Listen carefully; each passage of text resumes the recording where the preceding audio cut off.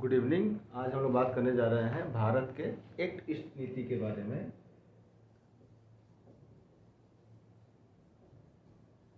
और इसके बहुत ही कह सकते हैं कि प्रिलिमिनरी रिफ्लेक्शंस हैं ये। तो सबसे पहले हम ये जानें कि यह एशिया प्रशांत क्षेत्र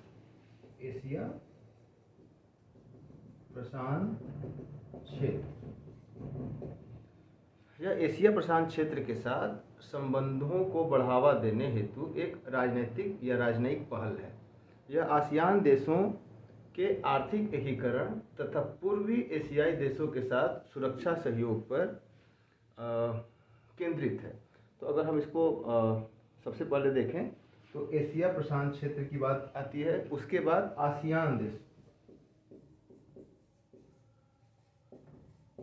जो आसियान एक क्षेत्रीय समूह है उसमें जो देश हैं उनके साथ, और उसी के साथ साथ जो पूर्वी एशियाई देश हैं उनके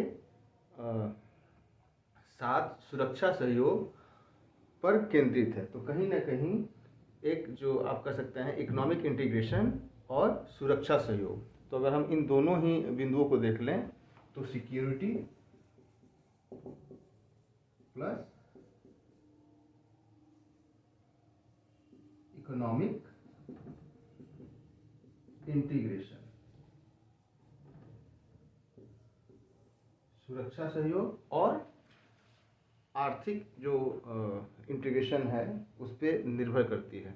वर्ष 2014 में घोषित यह नीति जो है लुक ईस्ट पॉलिसी का ही एक तरीके से आप कह सकते हैं कि उन्नत स्वरूप है, मतलब और ज़्यादा परिमार्जित स्वरूप है।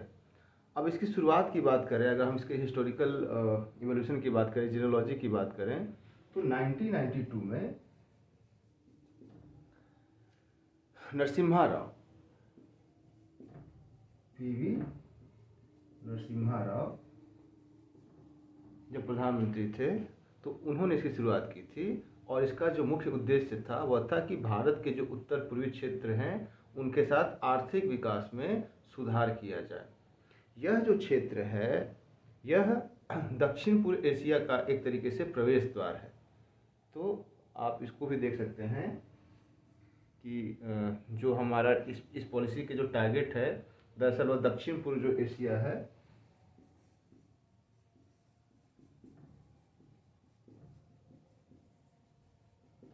उसका प्रवेश द्वार है। भारत के प्रधानमंत्री ने जो इस नीति के तहत कुछ और कंपोनेंट को जोड़ा है जिसको उन्होंने 4C के रूप में परिमार्जित किया जाता है, जैसे 4C के रूप में हम लोग जानते हैं उसको। तो ये जो 4C हैं वो कौन कौन से हैं, उसमें सबसे महत्वपूर्ण है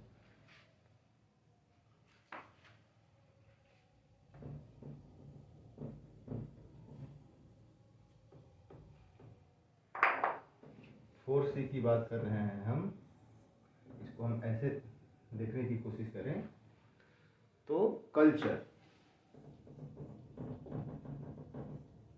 यानी कि संस्कृति, पहला कंपोनेंट क्या है, कल्चर। दूसरा है कॉमर्स। कॉमर्स में आप देखेंगे कि किस तरीके से जो व्यापार है उसकी बात है।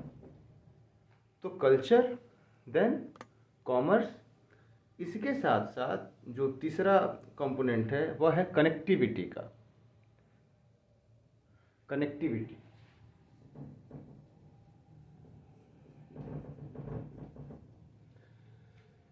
कनेक्टिविटी को आप इस रूप में देखें कि कैसे जो इंफ्रास्ट्रक्चरल जो डेवलपमेंट्स हैं, जो जुड़ाव है, जो इंटीग्रेशन है उसकी बात।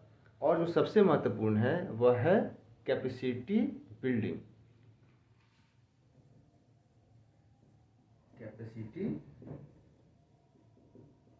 बिल्डिंग मतलब क्षमता निर्माण।